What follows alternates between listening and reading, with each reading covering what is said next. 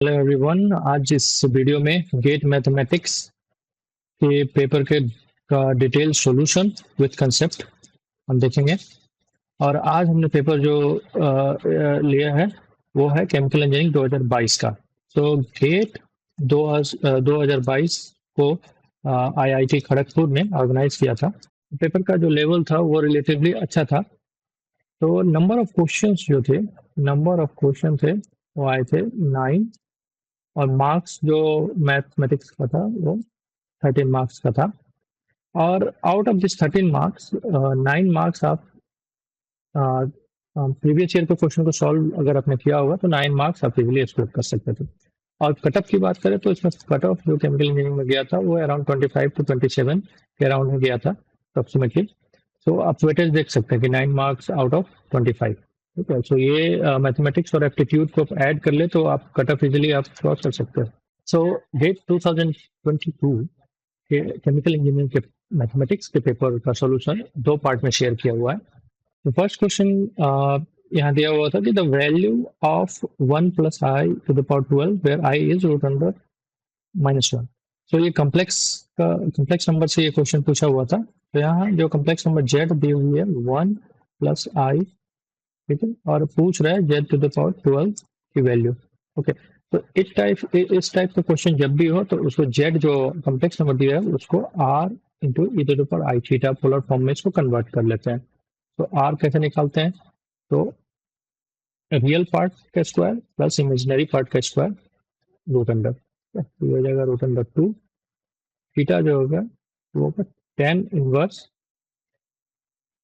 Imaginary part divided by real part का value. तो ये tan इनवर्स 1 हो जाएगा 5/4 होगा। ठीक है, तो अगर हम एक्सिस पर देखें तो ये सम व्हाट 1 प्लस आई वैल्यू होगी। ठीक है, तो ये हो जाएगा इसका रियल पार्ट और ये होगा इमेजिनरी पार्ट। इमेजिनरी एक्सिस है और रियल एक्सिस है। ओके, तो ये थीटा होता है। तो tan थीटा इक्वल्स टू ये वैल्यू 1/1। तो ऐसे आता है 45। ओके, तो ये जेड को हम लिख सकते हैं z is equals to root under 2 e to the power pi upon 4 i. तो जेड पावर 12 पूछा है, तो root under 2 to the power 12 into e to the power pi upon 4 i to the power 12। ये हो जाएगा 2 to the power 6। ये हो जाएगा पाई अपॉन 4 इंटू 12 आई। कैंसिल करेंगे तो यहाँ 3 होगा। ये हो गया 64 ई टू पावर 3 पाई आई। ठीक है, हम इसको कॉस और साइन के टर्म में चेंज कर लेंगे इस पार्ट को। ये 64 ऐसे ही रहेगा। अब ये 3 पाई है तो ये कॉस 3 पाई प्लस आई साइन 3 पाई। ठीक है, तो ये 3 पाई जीरो का पाई का मल्टीप्लीकेशन में है तो ये पार्ट हो जाएगा 0। और ये 3 पाई जो होगा ये थर्ड क्वाड्रेंट में पड़ेगा। तो थर्ड क्वाड्रेंट में कॉस्ट क्या होती है? नेगेटिव होती है। तो इसकी वैल्यू आ जाएगी -1। तो यहाँ पे हमारा जो आंसर हो जाएगा -64। तो डी ऑप्शन इज करेक्ट। ठीक है, आंसर जो गेट ने भी दिया था वो डी ऑप्शन। नेक्स्ट क्वेश्चन पे देखते हैं, question number 2। So matrix A दे रखी है, इसमें एक्स और वाई अननोन है। पूछ रहा है the order pair x y for which determinant A equals to 0। Okay, simple question है। Determinants A equals to 0, A यहाँ पर दिया हुआ है एक्स 1 3 वाई 2 6 3 5 7। ठीक है, इसका डिटर्मिनेंट 0 करेंगे तो डिटर्मिनेंट क्या हो जाएगा? हम अक्रॉस दिस रो इसको डिटर्मिनेंट को सॉल्व करते हैं। तो x into 14 minus 30 minus 1 7 y minus 18 plus 3 5 y minus 6 और ये इक्वल टू 0 हो गया। तो 14 minus 13 minus 16x minus 7y plus 18 plus 15y minus 18 equal to 0। ये 18 और ये 18 कैंसिल हो जाएगा। यहाँ जो रिमेनिंग पार्ट होगा -16x और -7y प्लस 15y, तो ये हो जाएगा प्लस 8y इक्वल्स टू 0।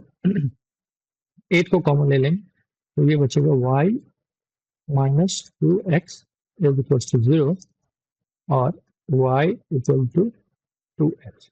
ठीक है, ये कंडीशन आ रहा है इसमें। इसमें y है x का डबल है। ठीक है, इसमें ऑप्शन में देख लेंगे y x का डबल केवल ऑप्शन बी में है। ओके, तो option B will be correct. ये एक मेथड हुआ। इसको दूसरे मेथड से और फास्ट तरीके से कैसे कर सकते हैं? तो सेकेंड मेथड जो है, अब जब भी कोई मैट्रिक्स देखो और वो मैट्रिक्स की वैल्यू जो है, डिटरमिनेंट की वैल्यू जो है वो 0 हो, तो ये किसी कॉलम, दो कॉलम या दो रो में डिपेंडेंसी है उसमें। ठीक है, सो यहाँ हम फर्स्ट और सेकंड रो को अगर देखें तो ये 3 में 2 मल्टीप्लीकेशन में 6 आ रहा है, 1 में 2 मल्टीप्लीकेशन हो रहा है तो 2 आ रहा है। तो डेफिनेटली मैट्रिक्स डिटरमिनेंट को 0 करने के लिए x और y को x का डबल होना पड़ेगा। तो यहाँ से डायरेक्टली कंक्लूड कर सकते हैं कि y is equal to 2x। ठीक है, तो ये शॉर्टकट में डायरेक्ट आपका आंसर बी आ जाता है। गेट ने भी आंसर बी दे रखे थे। तो क्वेश्चन नंबर थर्ड जो दे रखा है, एक फंक्शन दे रखा है fx e to the power minus mod x, where x is real, the value of df by dx at x equals to minus I। ठीक है, तो डिफरेंशिएशन पूछा है इसका फर्स्ट ऑर्डर। तो एफ एक्स को हम थोड़ा एक्सपेंड कर लेते हैं। F x e to power minus x का मॉड है। सो दो कंडीशन हो सकती है। तो एक x is less than 0, x equals to 0 और x इज ग्रेटर देन 0। तो x लेस देन 0 होगा तो x जब मॉड से बाहर आएगा तो निगेटिव होके आएगा, और ऑलरेडी पहले से एक निगेटिव है वहां पे, तो वो हो जाएगा पॉजिटिव। तो e to the power x होगा when x is less than 0। x equals to 0 है तो फर्क नहीं पड़ता, 0 e टू द पावर 0 वो 1 हो जाएगा।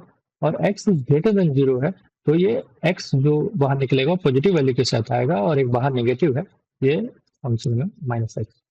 ठीक है, अब हमसे पूछ रखा है x इक्वल टू -1 पे, तो हम कौन सा फंक्शन चूज करेंगे? x इज लेस देन 0, तो इसको हम चूज करेंगे। तो यहाँ पर हमारा f x x equals to -1, तो यहाँ एफ एक्स हो जाएगा e to the power x। तो d f by d x जो हो जाएगा वो होगा e to the power x।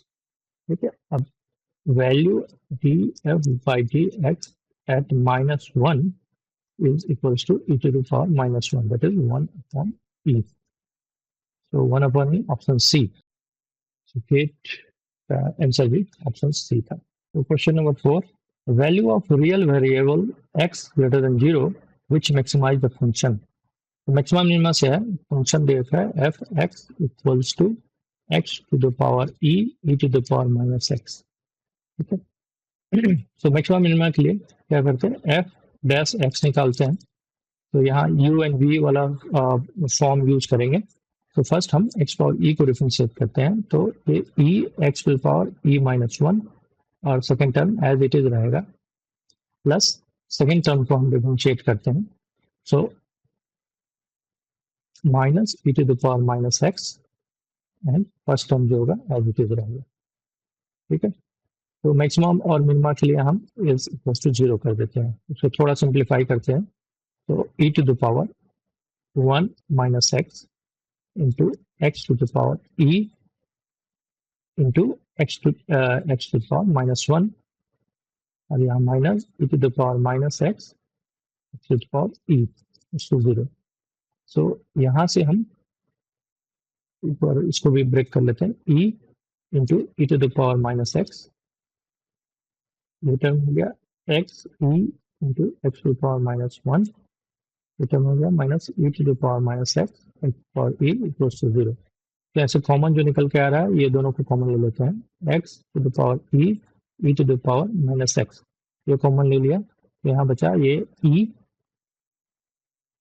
और x टू पावर -1 तो डिवाइडेड बाय x और -1 इक्वल्स टू 0। सो आइदर ये पार्ट इक्वल्स टू 0 हो जाएगा और दिस इक्वल्स टू 0।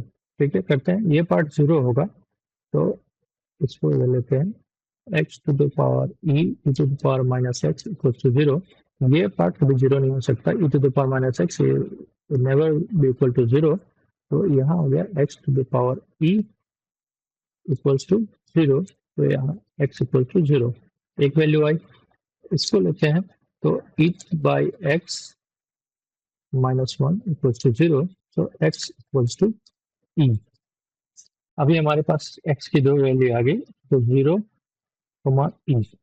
अब f जीरो की वैल्यू निकाल लेंगे और f ई की वैल्यू निकालें, तो f जीरो की वैल्यू निकालेंगे तो यहाँ x equal to zero, f zero equal to zero आएगा। अगर e की वैल्यू डालते हैं तो ये वैल्यू जो आ जाएगी ये हो जाएगा e to the power e और e to the power minus e। Okay, ये वैल्यू आ जाएगी 1। ठीक है, तो ये वैल्यू आपका मैक्सिमा आ जाएगा। तो हमारा x की वैल्यू जो आएगी दैट इज e। हमसे यही पूछ रखा है find the value of variable x, ये मैक्सिमा नहीं पूछा है, ये x की वैल्यू। तो यहाँ ध्यान रखना कि ऑप्शन में 1 भी दिया हुआ है, e भी दिया हुआ है, हमारा आंसर e होगा, 1 नहीं होगा। ओके, कई बार जल्दीबाजी में हम 1 टिक करके आ जाते हैं। ठीक है, गेट का भी आंसर जो था ये। क्वेश्चन नंबर 5, सोल्यूशन इसका देखेंगे। सो क्वेश्चन में 5 में क्या बोल रहा है, area of circular field is 25 meter square. The radius r is to be determined using Newton-Raphson iterative method. Okay, so Newton-Raphson method use करना है। For an initial guess r equals to 2.5 meter, the revised estimate of r after one iteration is। ठीक है, तो एक ही iteration पूछा हुआ है। सो Newton-Raphson जो मशीन है इसमें हम नेक्स्ट इटरेशन x1 जो होता है उसको फाइंड आउट करते हैं इस फॉर्मूला से, x not minus F x not divided by f dash x not. इसको हमेशा दिमाग में रखें जब भी न्यूटन रैप्सन का क्वेश्चन आया था। So as per the question जो है सर्कुलर फील्ड, इसमें जो फंक्शन जो बन के आएगा एफ आर, वो बन के आएगा पाई आर स्क्वायर एरिया और माइनस जो given area.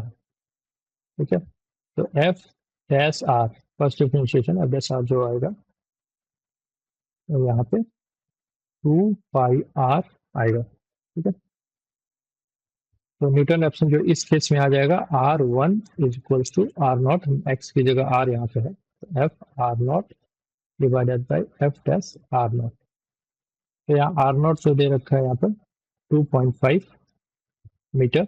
Okay, so f r not हम फाइंड आउट कर लेंगे इसमें, पाई इंटू 2.5 स्क्वायर माइनस 25। ये वैल्यू जब आप कैलकुलेट करेंगे तो ये आएगी minus 5.375। Okay, f dash r not है तो जाएगा 2 इंटू पाई इंटू 2.5, तो ये आ जाएगा 15.7।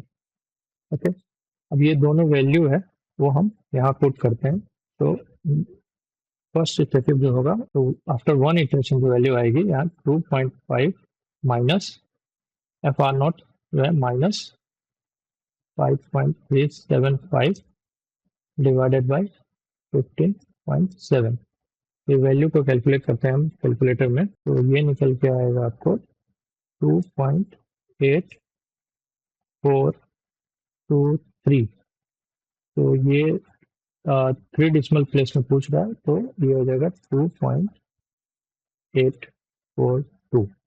ये एनएटी है और डेट का जो आंसर था वो रेंज था यहाँ पे 2.83 से 2.85। ठीक है, तो हमारा 2.84 है, 842 है, तो इसके बीच में ये अपना आंसर 2.842।